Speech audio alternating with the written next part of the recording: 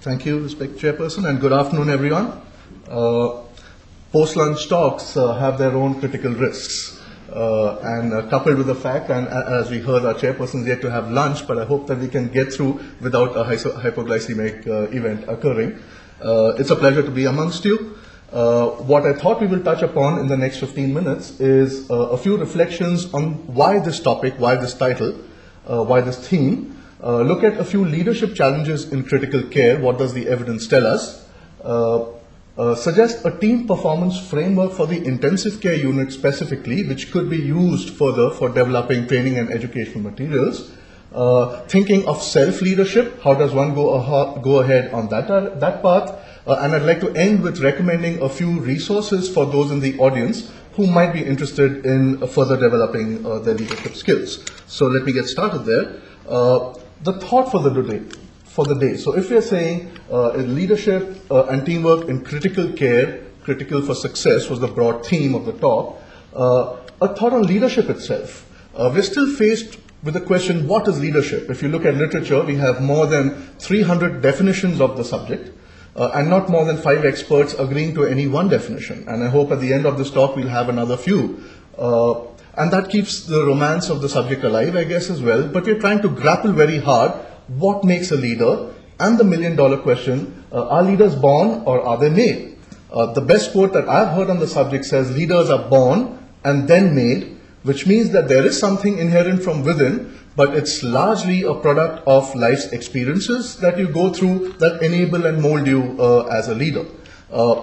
We agree to a simple theme for the purpose of this talk. A leader is someone who has a vision, who takes his people towards that vision, and in the process inspires them and enables to grow as you look at that better tomorrow. The simplest definition that we can agree to. Doctors and leadership, well, I have borrowed this title from a presentation by Dr. Richard Smith, ex-editor of the BMJ. And for those of you interested, if you just Google doctors and leadership, oil and water, it's the first hit that you'll get. It's a nice presentation where he talks about how doctors have the opportunity and the platform to be excellent leaders, and yet there are some inherent problems from within. Starting right from the fact of our training and education days, how do we, the things that we're trained on do not remotely, teach us to imbibe those leadership capabilities.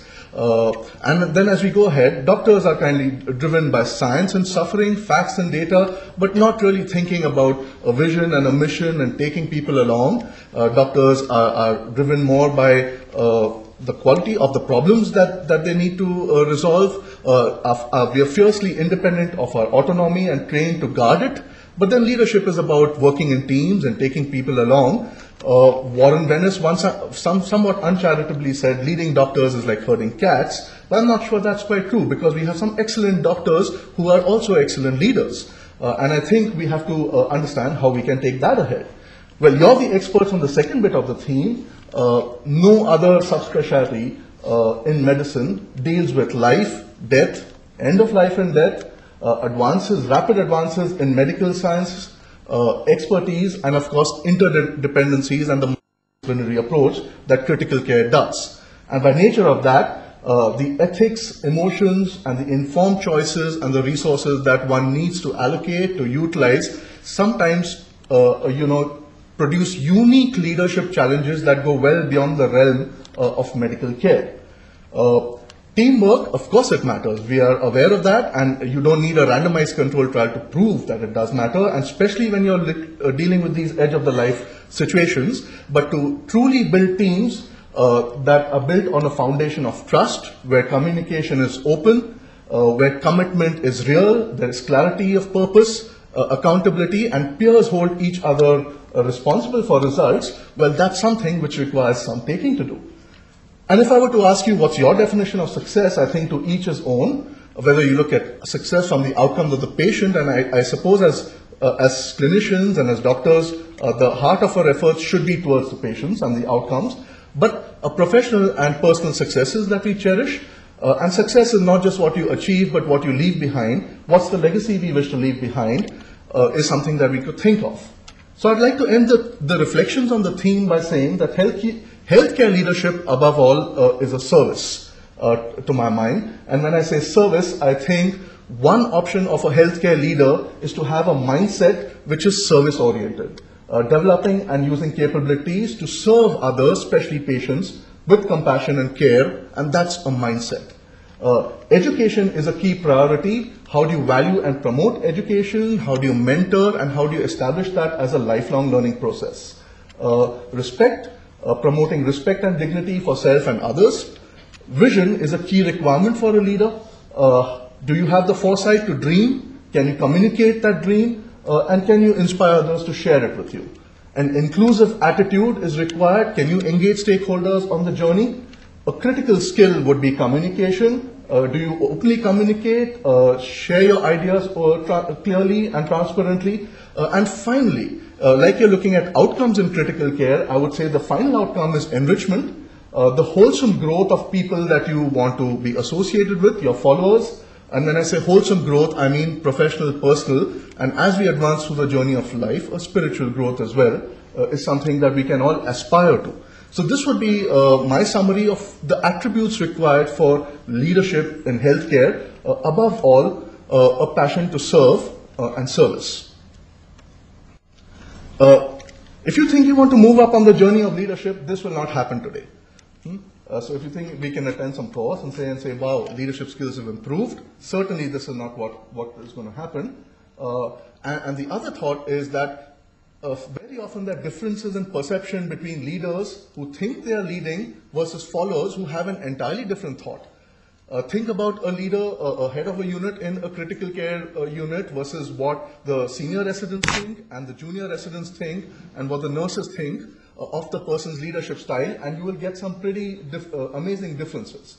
And the message I have from this slide is, how many of you would agree that this is a rectangular table? Hands up? Yeah, okay, most of you. And how many of you would agree that this is more of a square as a table? And a majority of you. And the truth of the matter is, and don't believe me, you're welcome to measure this after the talk, this length is exactly equal to this length, and this breadth is exactly equal to this breadth. Not similar, equal. You can measure it with a ruler. If you think this is a rectangle and this is the square, that's your perception of reality, and for you, that's the sacred truth. It doesn't matter whether these two are actually the same. If you think one is a rectangle and the other is a square, for you, that's the truth. So is it with leadership. So if you want to move up the leadership curve, what is important is to influence your followers' perception of your leadership, and that is, I think, the key to moving up the leadership curve. Second thought before we get into the next session, leadership is thought to be glamorous. Managerial tasks are not so. I think in the critical care unit, people need to wear both hats, both the managerial as well as the leadership hat. And when you think of managing functions in healthcare, you plan, organize, prioritize, implement, monitor, make the best possible use of the resources available today. When you lead, the words that come to mind are scanning, focusing, aligning, inspiring, mobilizing, thinking of a better tomorrow. And I think critical care leaders need to do both. Good leaders will not succeed without good managers, and vice versa. And I think the true ones know the differences between management, leadership, the similarities and the differences, and adapt to both. Most literature has focused on end-of-life care and those related issues in critical care. But then there are non-medical leadership challenges, beginning with ethical and moral challenges that challenge our beliefs, rationing of resources, humanistic approaches, managing conflict, inspiring staff to stay on and managing staff turnover. And the medical curriculum doesn't really equip us for any of these. We do this by trial and error. But what I want to focus in the remaining time is leadership teamwork and a small performance framework. This is an article in Critical Care Medicine, 2009, which has looked at the available literature since 1990 and tried to put together a framework specific for team performance and leadership in a critical care unit. It looks at input, processes and output at 3 levels: role of the leader, role of the team, and the task that is available. Let's look at each of these in a little detail. When you look at the role of the leader, I think it's important to understand leading versus managing and the differences. What are the technical skills that the leader possesses? What is his attitude towards the team, and how does he develop and prioritize skills? Finally, developing physician resilience in terms of avoiding burnout. What is the climate in the team? Which are the roles and responsibilities? How do they coordinate and communicate? And how do they deal with stress?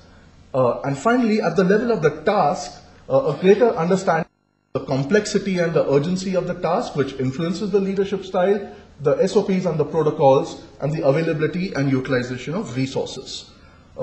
If you look at team processes, well, how is care prioritized, and how is discussion on patient treatment recap? Are all voices in communication heard? Do you look at inputs from junior staff? Are they acted upon? Do you respect those wishes? Do junior staff members show speak-up behaviors when they disagree with the leader? And how do you resolve conflict in that situation? And finally, is it a collaborative decision-making process? A number of surveys have showed that the junior residents and staff nurses do feel left out during the decision-making. How do they involve themselves with this, with the leader? And in high-pressure situations, what is the level of decision-making? And the third and final thought is the outcomes or the outputs. In the level of the patient, certainly you're looking at mortality and morbidity as a critical thing, and avoiding length of stay and quality of life. But at the team level, is the team happy? Are they joyous of working? What is the morale, turnover? And at the individual level, I will leave it up to each one of you to reflect what is the outcome you seek. And that takes me to the conclusion from this study was that effective teamwork is crucial for providing optimal care in the ICU, and team leadership seems vital for guiding the way in which ICU team members interact and work. In my final 3 minutes, I just want to take you through the self-leadership aspect. If you think you want to move up the leadership curve and you look at this as a theme, my evolving role as a... There is one person with whom you spend more time than any other in this room. The person has more influence over you to interfere or support. This is not your boss, not the head of the ICCU, not your best friend. It's actually yourself. I think as humans, we underestimate the power of ourselves at times, and it's important to understand that self-leadership is the process of influencing ourselves to establish two things, direction and motivation, that is required to perform. The logic being, if we can't do that for ourselves, how are we going to lead others? All leadership begins with self-leadership. Look at your ideal self and your real self. What are the gaps? How will you develop a learning agenda for the gap? And then experiencing those situations as a leader and practicing a leader. And this is the lifelong learning of leadership and practicing that. I'll end with these two slides and a couple of resources. In critical care, what are the domains you can think of? Is it the clinician, the researcher, the educator, the administrator, or the mentor leader? As you nurture the next level of critical care leadership is something that you want to think about. And how do you want to establish leadership in each of these domains? Choice is yours. Think of a personal mission statement, put together a small development plan in your chosen domain, and then act upon it. I want to end with a few resources that you might find useful. One is this website, which is called Leaders for Life. It's in British Columbia. It gives you a nice capability framework for doctors who aspire to leadership. So it's called Leaders for Life. It provides a framework called LEADS, leading self, engaging others, achieving results, developing coalitions, and systems transformation. I would encourage some Saturday morning over a cup of coffee, you Google out this document, and it makes for interesting reading if you want to develop leadership capabilities. It's free, there's no cost involved. This is one. The second is, for those of you who like to surf on the internet, here's a leadership blog. The difference between this and other leadership blogs is it talks extensively about leadership-related issues, but it's written by a doctor. So all of the managerial concepts are given a medical touch, and it's an MD physician who's actually writing this blog, gives very many useful inputs. It's healthcareleadershipblog.com. You might find this a useful resource. Those of you who still have a charm of reading a book, I'll end with my last two slides. Here are the resources. There's a book. The fourth resource, these are all the references that I had used. This is not to test your eyesight, but just all the references I've used for compiling this talk. You might Google all of them, and they talk about leadership challenges in critical care. Only the last one in red is something that you need to pay $20 or something. The rest were all free. You're welcome to take a look at that. And a closing wish that I have for this group is the medical community at large recognizes that there is leadership required across specialties.